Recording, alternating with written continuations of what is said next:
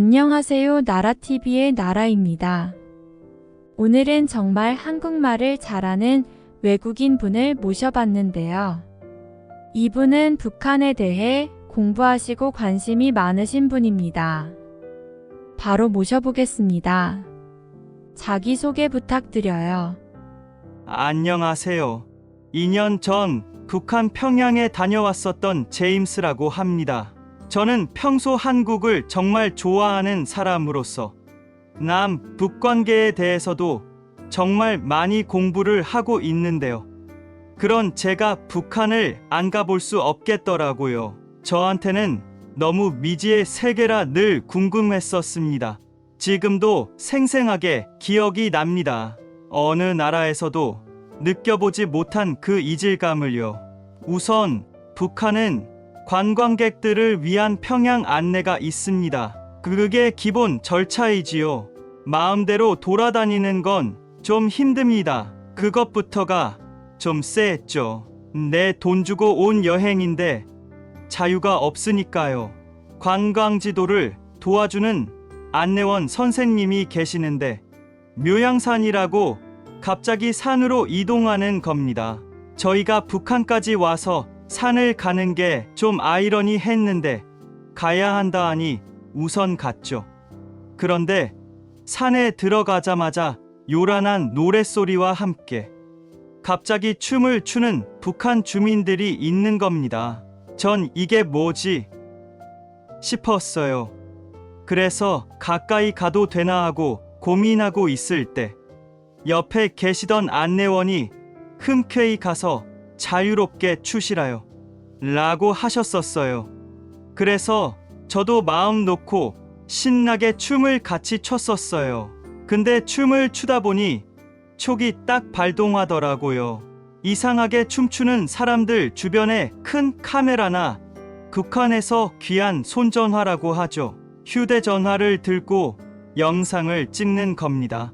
뭔가 너무 대놓고 이상하게 찍는 느낌이었어요. 춤추다 말고 갑자기 보란 듯이 사진을 찍더군요. 춤보다 촬영에 더 열정적인 사람들이었습니다. 그래서 속으로 이 사람들은 다 훈련받은 사람이 아닐까 싶었어요. 그렇게 춤을 추고 나서는 안내원에 따라서 갑자기 북한 주민의 집을 방문한다는 겁니다. 주변에 있던 북한 주민들이 저를 포함한 관광객들한테 우리 집에 오시라요 하길래 얼떨결에 가게 되었죠. 거절하는 것도 예의가 아니니까요. 그래도 정상적인 일은 아니잖아요. 서로 모르는 사이인데요. 그렇게 찜찜한 마음을 안고 갔어요. 그렇게 도착한 주민분의 집에서 북한의 한 아주머니가 계속 어김없이 김 부자 이야기를 그렇게 하셨습니다. 집은 먼지 한 톨 없이 아주 깨끗하고 정리정돈이 완벽하게 되어 있었어요. 저는 또 속으로 이것도 가짜 집 같은데? 라고 생각했었어요. 왜냐하면 좀처럼 보기 힘든 큰 재봉틀 기계도 있었거든요. 아무튼 느낌이 이상했어요. 너무 세트장 같은 느낌이었어요. 그리고 어이없게도 갑작스러운 방문이었는데 집이 깨끗하게 정리되어 있었고 또 갑자기 김 부자 일화 설명을 해주시는 그런 모습이 이질감이 들었습니다. 저뿐만 아니라 같이 있던 관광객 사람들도 이상하게 느껴졌었죠. 나중에 탈북민을 통해서 들어보니 외국인 전용 여행 코스라고 해서 김일성이 다녀간 곳은 그 자체로 관광 상품으로 한다고 하더라고요. 김일성이 다녀간 곳은 귀하니까요. 이렇게 보여주는 뜻은 북한 주민들도 이 정도로 잘 산다를 보여주기 위한 거라고 하더군요. 외국인들, 관광객 상대로 과시하기 위한 목적의 여행 코스였던 겁니다. 그거 듣고 좀 웃기면서도 어이가 없었어요. 외국인들이 바보가 아닐 텐데요. 그 다음엔 또 북한 예술의 성지 소년학생궁전이라고 그곳으로 데리고 가더군요. 들어가자마자 중학생 정도 돼 보이는 소녀가 상냥한 미소로 관광객을 맞이했었어요. 그 앞에 벽면에 커다랗게 김일성의 친필 어록을 소개하더군요. 그곳을 둘러보니 아코디언을 열정적으로 연습하는 어린 아이들이 있었어요. 또 다른 반에서는 가야금을 연주했는데 다들 수준급으로 연주를 하더군요. 말 그대로 무서울 정도로 완벽했습니다. 또 다른 옆 반에서는 북한 무용을 췄습니다. 표정부터 손끝까지 흐트러짐 없이 동작이 완벽하더군요. 저는 선수들인 줄 알았습니다.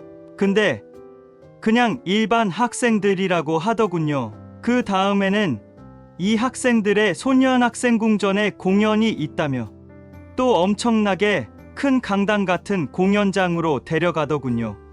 거기에는 엄청나게 많은 어린 소년, 소녀들이 반듯하게 앉아 있었습니다. 속으로 많은 생각이 들었죠. 신기하기도 했지만 당황스러울 정도로 너무 준비된 것처럼 느껴졌으니까요. 그때 공연은 백설 공주와 일곱 난쟁이이었는데 연기력과 표정도 너무 완벽했고 춤도 당연히 칼각이었습니다. 어린 아이들이 맞나 싶을 정도로 너무 잘하더군요. 제 생각으로는 왜 거길 데려갔을 것 같냐면 북조선의 학교가 이렇게나 뛰어나다는 걸 보여주고 싶어서 그런 것 같습니다. 교육체계도 우수하며 북한 당국을 선전하기 위한 의도라 생각이 들었습니다. 그 다음에는 김영직 사범대학이라고 대학교원을 양성하는 북한 최고의 사범대학입니다. 이번 관광객들 중 몇 명은 사실 학생으로서 간 겁니다. 저 또한 학생으로 참가한 거고요. 여행사에서 진행하는 조선말 여름학교에 참가하게 되었었어요. 어학연수인 거죠. 저는 양강도 국제호텔에서 묵었었어요. 거기서 김영직 사범대학으로 공부하러 갔었죠. 북한 최고의 명문대 명성에 걸맞게 넓고 깨끗했었습니다. 하지만 역시나 북한이었죠. 공부하다가도 갑자기 학교 전체가 정전이 됩니다. 북한 최고의 사범대학이라면서 전기가 부족한 거죠. 매일 하루에 한 번씩 정전이 됐었어요. 그만큼 정전이 엄청 흔합니다. 물론 점심시간도 있습니다. 식사는 사진을 보시면 정말 푸짐하게 나옵니다. 식사 후에는 커피도 마셨었어요. 학교 내에 카페도 있고 도서관도 물론 있습니다. 또 자습실도 있습니다. 그리고 북한의 화장실은 위생실이라고 하는데 정말 불편했던 것은 물이 안 나옵니다. 이렇게 사진에서 보시다시피 미리 받아놓은 물로 해결을 해야 합니다. 물 탱크나 다름이 없죠. 그리고 북한의 주민들은 정보가 많이 부족하기 때문에 유일한 정보통인 노동신문을 받아볼 수 있는 계급이 따로 있습니다. 아무나 볼 수 있는 것이 아닙니다. 오직 고위 간부들만 볼 수 있죠. 제가 알기로는 북한의 기자들한테 노동신문을 부서마다 배달되는데요. 북한 정책 기자들은 일이면은 안 보고 국제뉴스가 실리는 속지만 본다고 합니다. 왜냐하면 외부 세계를 너무나 알고 싶어 하니까요. 일이면은 북한에 대한 찬양, 본인들 얘기일 테니 필요 없는 거죠. 지금 사진을 또 보시면 배추를 산만하게 실었죠. 북한도 김장철이 있습니다. 저 배추를 실은 것은 군용차인데요. 군부의 경제력을 상징하는 겁니다. 군부가 잘 익은 배추를 수탈한 겁니다. 그렇게 해서 배추를 팔러 가는 겁니다. 북한의 시장 경제를 파악할 수 있는 것이죠. 물론 추측입니다만 흔하게 일어나는 일입니다. 근데 한국에서 먹은 김치랑은 차원이 다르더군요. 한국의 배추는 싱싱한데 북한의 배추는 시들하더군요. 지방에서 살았던 탈북민의 썰 중에서 재밌게 들었던 이야기가 있는데요. 지방 길거리에 저 차가 지나가면 사람 걷는 것보다 느리게 지나간다고 했거든요. 배추를 한가득 싣고 가니까 느릴 수밖에 없는 거죠. 그때 어린 아이들이 엄마한테 칭찬받으려고 뒤에서 몰래 배추를 잡아다가 빼놓은다고 합니다. 그렇게 배추를 훔치는 거죠. 또 북한의 무서운 점은 제가 북한의 유치원도 한 번 관광으로 방문한 적이 있었는데 이런 핵 선전을 유치원에서도 하고 있는 겁니다. 그걸 보고 정말 큰 충격을 받았었죠. 북한의 힘을 널리 자랑하려는 목적인 것은 알겠는데 자기네들은 어린아이들도 핵 보유국이 된 것을 알고 있다는 거나 다름이 없다는 거죠. 근데 더 어이없었던 것은 그것조차도 한국인들 기자들이나 외국 관광객들한테 보여진 문구였다는 겁니다. 즉, 이 문구는 이 유치원에만 있을 뿐 다른 유치원에는 저런 문구가 아닌 미국 놈 때려 부수자요. 미국 놈 때려잡는 군사놀이 신나요. 이렇게 노래를 부릅니다. 저거는 사람들이 오기 전에 미리 세팅해 놓은 문구였었다는 거죠.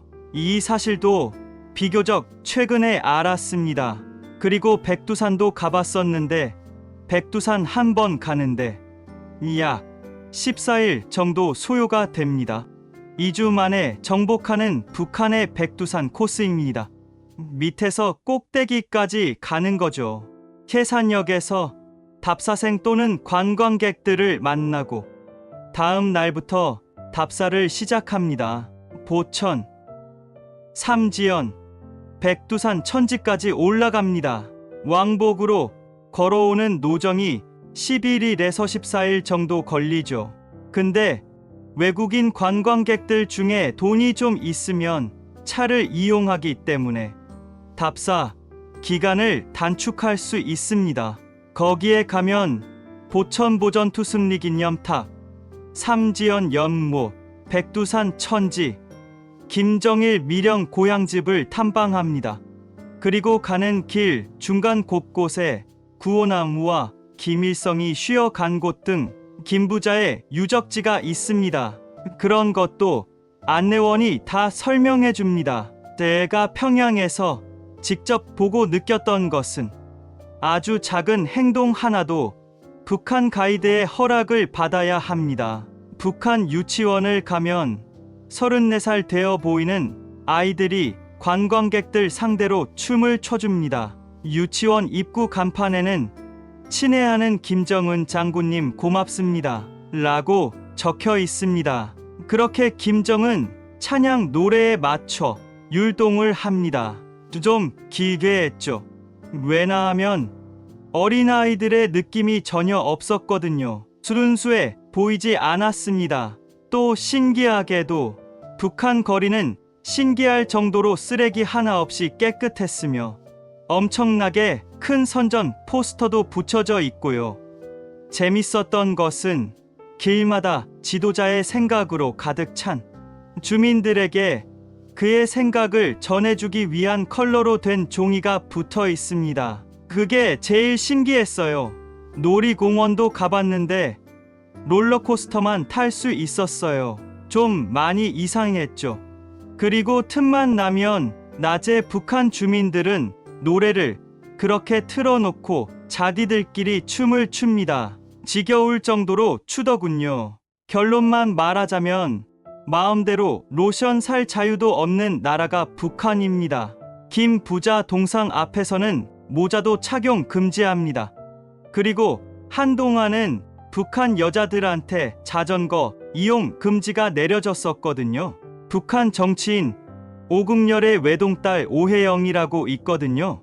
90년대 말에 자전거 타고 가다가 사고로 사망했었다고 합니다. 그때 당시 김정일의 지시로 여자들은 남자들보다 감각이 떨어지니 자전거 못 타게 하라 라며 지시가 내려졌다고 하더군요. 그리고 바지는 원래 못 입게 했었고요. 4월 15일이 김일성 생일인데 이날은 모두가 치마를 입었었다고 했었어요. 바지는 너무 일본스러우니 조선 여성이면 조선 여성답게 치마를 입으라며 북한 당국의 지시가 있었다고 했었죠. 한국처럼 패션 감각을 뽐내는 건 불가능했다고 합니다. 저는 이런 얘기를 듣고 참 기가 찼었죠. 선글라스를 끼면 저게 무슨 흉측한 색안경이라면서 TV에 선전을 했었었다고 하는데 어떤 한 여성이 바지를 입고 선글라스를 쓰고 자전거를 탔던 적이 있는데 그 사진이 그대로 찍혀서 얼굴이 그대로 노출이 된 채 전국적으로 방송에 노출시켰다고 하더라고요. 그때 방송의 문구는 수정주의 날라리풍의 꼴불견입니다. 라면서요. 말이 안 되는 거죠. 그 여자가 무슨 죄입니까? 또 관광객들이 오면 북한 사람들은 옷을 다 바꿔 입어야 하며 춤추고 즐기는 것도 싹 다 가짜 짓이랍니다. 관광객을 맞이해서 옷을 갈아입을 때도 칼주름은 기본이며 깨끗한 목달개, 가진 모자를 써야 한다고 하지요. 세상에 너무 충격적입니다. 엄청나게 엄격한 북한의 체제에서 다들 어떻게 살아갈 수 있는 건지 의문입니다. 어린 아이들을 이용해 선전을 하고 나라 자체가 연약한 환경에 심하게 노출되어 있는 것 같습니다. 제임스 씨는 어쩌다가 이런 자세한 내용을 알게 되신 건가요? 네, 맞습니다. 아까도 말했다시피 저는 북한에 대한 공부를 끊임없이 하고 있으며 탈북민들 상대로 인터뷰도 많이 하며 정보를 많이 얻고는 했습니다. 저한테는 너무 미스테리한 나라니까요. 정말 몇 년 동안 계속 공부를 해왔거든요. 웬만한 기자만큼은 알 겁니다. 제가 외국인이기에 실체를 직접 보고 그만큼 정보도 받을 수 있는 기회를 많이 얻었던 것 같습니다. 그만큼 오늘 제가 알고 있는 북한의 흥미롭고 자세한 실태를 말씀드릴 겁니다. 영상이 많이 길어지겠지만 모든 사람들이 알아야 할 사실들이니 여러분들도 귀 기울여서 들어주세요. 또 다른 흥미로운 얘기는 과거에도 존재한 북한의 짝퉁 외화벌이라고 다들 들어보셨나요? 2000년대 이후 북한 경제 시스템이 확 바뀌었었거든요. 북한 외화벌이 개의 신흥강자 제조업이 발달됐었는데 제조업이 발달되는 과정에서 외부로부터 유입되는 뒤성복, 신발 등 의류를 모방하기 시작했습니다. 중국에 투자가 하고 북한의 외화벌이 업체가 같이 협동을 해서 합영회사를 만드는데요. 그래서 북한에 들여와서 값싼 북한 노동력으로 이익을 얻는 북중 합영회사로 짝퉁 제품을 만들어서 중국에다가 파는 게 아니라 중동에다가 판매를 합니다. 짝퉁 대표 제품 중 하나가 담배인데요.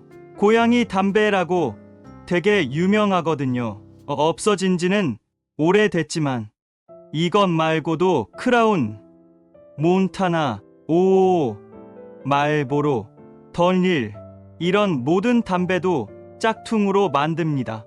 진품과 똑같은 포장지 퀄리티라 사람들이 어떻게 구분을 할 수 있겠습니까? 포장이랑 인쇄 기술이 어마어마하게 발달됐었거든요. 북한에서 김책공업종합대학이라고 이공계 탑 클래스거든요. 그 대학에서 분리되어서 생긴 인쇄대학이라고 또 있습니다. 평양에 종합인쇄공장하고 붙어있는 학교인데요. 거기서 각종 외국 브랜드들이 만들어진 거라고 보시면 됩니다. 다 찍어냅니다. 똑같아요. 북한은 김 부자가 뭘 하면 당 간부들이 다 따라합니다. 김정일이 해외 명품 담배를 즐겨 했었는데 던일 같은 거요. 그때 당시에 너도 나도 명품 담배 바람이 불었었다고 합니다. 김정은도 똑같이 명품 담배를 피는데요. 웃기게도 김정은 본인은 사치품을 쓰면서도 간부들이 쓰는 꼴은 못 봅니다. 명품 담배 금지령을 내려요. 이런 얘기는 또 처음 들어보네요. 북한에서도 짝퉁을 팔다니요. 그렇다면 명품에 대한 북한 주민들의 생각은 어떠셨는지 아시나요? 네.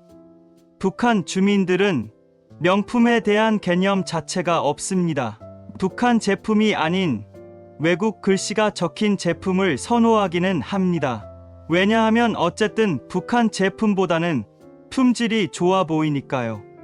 간혹 북한에서 구찌, 루이비통 등 유명한 브랜드의 제품을 들고 다니는 사람들이 있는데 전부 가짜 제품이고요. 그게 좋은 브랜드인지도 다들 구분을 못합니다. 북한 주민들이 알고 있는 브랜드는 아다라스라고 우리가 흔히 아는 아디다스입니다. 그리고 퓨마도 압니다. 북한에서는 표범옷이라고 불리지요. 나이키는 니케라고 불리고요. 보통 모자나 운동복을 많이 입고 다닙니다. 북한에서 두 번째로 큰 포항 장마당이라고 있는데요. 가보면 영어로 적힌 과자들이 정말 많습니다. 중국에서 만든 짝퉁 초코파이인 스타파이라고 있거든요. 북한 당국에서는 미국 물건을 금지하지만 돈벌이가 되는 미제를 북한 상인들은 팔 수밖에 없는 거죠. 옷도 고급진 옷이랑 유명한 브랜드들의 가전제품이나 가구들도 많이 팝니다. 비교적 최근인 2017년도부터는 개인 의류 상점도 늘어나고 있습니다. 그리고 한국에서는 해삼을 흔하게 접할 수 있지 않습니까? 북한에서는 엄청나게 귀합니다. 평생 못 먹어본 사람이 수두룩하죠. 장사꾼들은 해삼을 중국으로 밀수했었죠. 제가 직접 들은 북한 장사를 하시던 여성분이 계셨는데 그분의 꼼수로는 첫 번째로 해삼을 말리고 그런 다음 해삼에 탄가루를 두껍게 묻힙니다. 근데 가루가 많이 떨어지면 티가 나니까 해삼 배 속에 탄가루, 모래, 작은 못을 넣었다고 합니다. 무게를 속이기 위해서죠. 또 고춧가루도 귀하고 비쌌어서 꼼수로 고춧가루랑 찔레꽃 열매 가루를 섞어서 판매를 하기도 했었다고 합니다. 그 외에 오미자 음료를 팔 때도 설익은 오미자를 넣고 물감을 이용해서 빨갛게 물들이기도 했었다고 합니다. 그만큼 음식에 대한 짝품도 많습니다. 그리고 모두가 흔히 아시는 북한 뉴스 방송의 앵커 리춘희 여사를 아시지요? 북한의 주요 보도는 모두 리춘희의 몫인데요. 김 부자에 대한 뉴스를 보도할 때는 목소리와 표정 자체가 달라집니다. 충성심은 가득하고 얼굴은 방긋하게 방송을 합니다. 반대로 미국 등 외국의 비난 방송을 할 때는 눈에 인상을 쓰며 감정을 실어서 보도를 합니다. 외국에서는 리춘희를 핑크레이디라고 부르는데요. 그 이유는 보도할 때마다 튀는 핑크색 저고리 한복을 입고 나와서 외신들 눈에는 핑크레이디로 보이는 것이죠. 그래서 이 핑크레이디가 나오면 재앙적인 뉴스만 나오니 주목될 수밖에 없는 거죠. 저도 리춘희를 알기 전에는 핑크레이디라고 불렀습니다. 그리고 아까도 설명했듯이 보도 방송에서는 북한 아이들의 공연 방송도 종종 방영이 되는데요. 저 같은 외국인이나 북한 사람이 아닌 사람들은 그 아이들을 보면서 무서울 정도로 기괴하다, 즐거워 보이지 않으며 이상하다, 얼마나 연습했을까, 안타깝다, 이런 생각들을 일반적으로 하시지만 정작 북한 사람들은 엄청나게 자랑스럽게 여깁니다. 충성심이 높다고 생각하죠. 인지 자체를 못합니다. 그리고 자기 자식이 저렇게 공연에 선출되어 활동을 한다면 그건 북한에서는 가문의 영광으로 생각합니다. 아무나 못하고 대부분 돈 있는 집안의 자녀들만 할 수 있거든요. 연습도 군인 훈련처럼 하기 때문에 출신 성분도 완벽해야 하지요. 돈 있는 집들은 무조건 다 내보냅니다. 그리고 북한 방송에서 오디션 방송도 전국적으로 송출하는데 그건 다 짜고 치고 하는 겁니다. 1등은 정해져 있고요. 노래 선택을 진짜 잘해야 하는 것이 사상성, 우상화가 짙은 노래일수록 1등으로 갈 수 있는 길이 가까워지죠. 그리고 악기를 직접 연주하며 노래하면 가산점이 붙습니다. 그렇게 노래하다가 감정에 북받쳐서 눈물을 흘려도 1등입니다. 심사위원한테는 얼마나 충성심이 높으면 노래를 하다가 눈물을 흘릴까 이렇게 생각합니다. 참 어이가 없는 거죠. 사소한 것 하나 놓치지 않는 북한이 추해 보였습니다. 그리고 많이들 들으셨을 수도 있겠지만 북한에서 약은 귀합니다. 특히 마취제가 정말 귀하죠.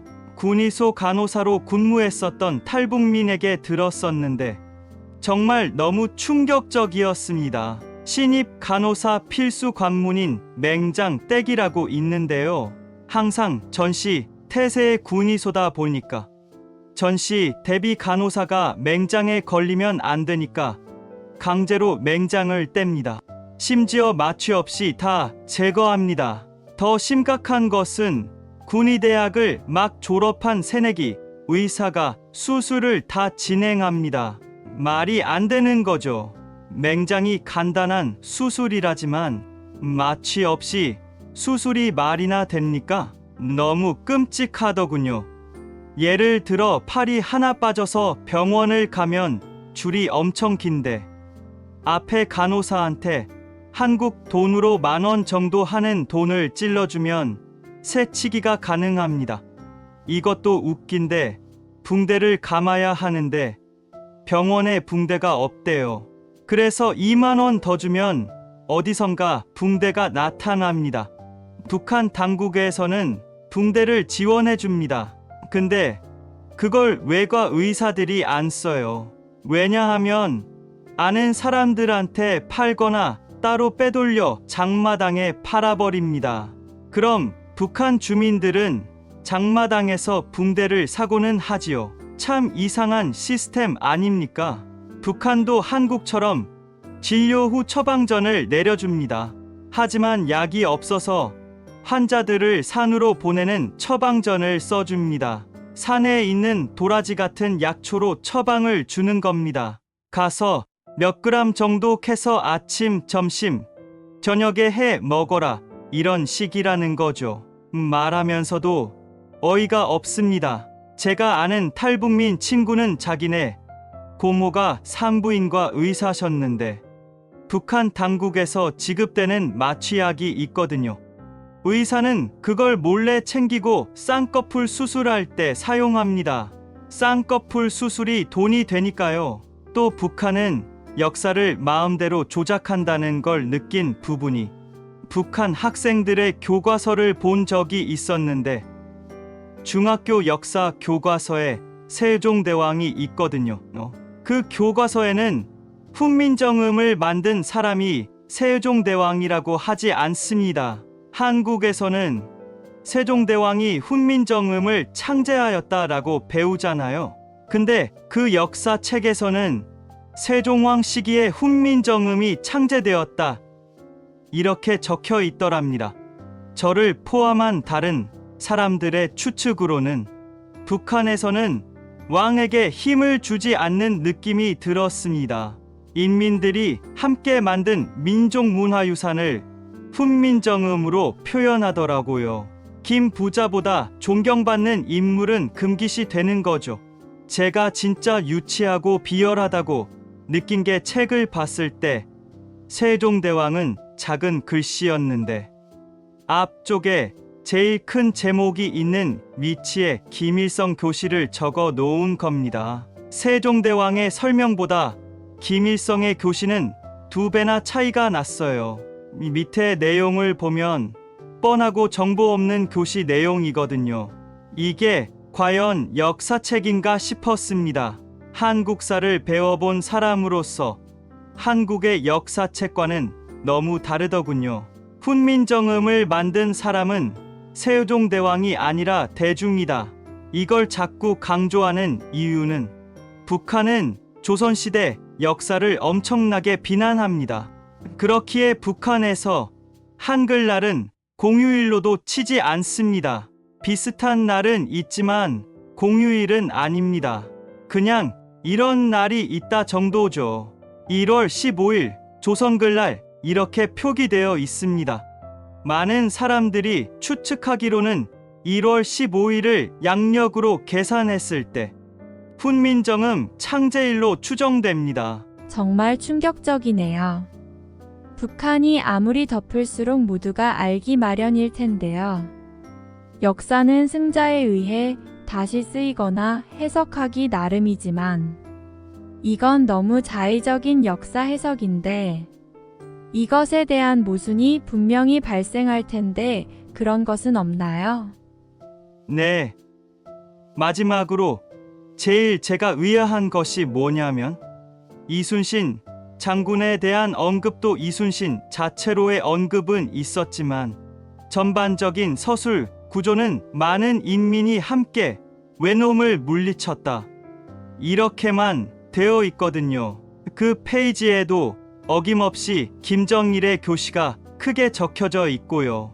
한국 사람들은 어렸을 때부터 이순신 장군의 영웅기, 임진왜란, 애민 등을 주로 배웠었는데 북한 교과서에서는 거북선 설명 부분이 사진에서 보이시다시피 인민의 노력을 더 집중적으로 서술해 놓았습니다.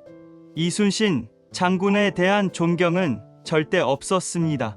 제 개인적인 생각으로는 교과에서부터 생각의 싹을 없앤 건 아닐까 싶습니다. 어릴 때부터 이렇게 세뇌 교육을 박아 놓으면 어쩔 도리가 없어지게 되는 거죠. 가장 문제가 되는 것은 모든 혁명사에 민중이 주도했다고 설명이 되어 있는데 북한에서는 장군님 이름 말고는 다른 이름은 알 필요 없다는 것처럼 백두혈통 외의 영웅은 절대 금지되어 있는 겁니다. 이러한 자세한 부분은 당연히 세계적으로 모르겠죠. 직접 보기 전에는 저도 믿기지 않았던 부분이 있었으니까요. 하지만 북한에 직접 갔다 온 사람으로서 그 의문점들이 확실하게 정리가 되었습니다. 많은 사람들이 아셔야 하는 중요한 부분입니다. 북한에 대한 단순한 호기심으로 이렇게까지 많은 정보를 얻게 된 제 자신이 뿌듯합니다만 무엇보다 많은 사람들이 더욱 알 수 있도록 정말 많이 공부하고 전파하고 있는 활동을 하고 있습니다. 여러분들의 관심이 곧 실태를 파악하는데 또 도움이 분명히 될 것입니다. 말이 너무 길어졌네요. 오늘의 제 이야기는 여기까지입니다. 감사합니다. 네, 제임스 씨의 소중한 사연 감사합니다. 저 또한 오늘 너무 많은 것을 배운 것 같아서 뿌듯한데요. 몇 년 동안 열심히 모은 정보를 정말 쉽고 자세하게 얘기해 주셔서 오늘 다시금 북한에 대한 공부를 한 것 같아서 기쁩니다. 여러분들의 생각은 어떠신가요? 댓글로 자유롭게 작성해 주세요. 오늘의 영상은 여기까지이며 구독과 좋아요 부탁드립니다. 감사합니다.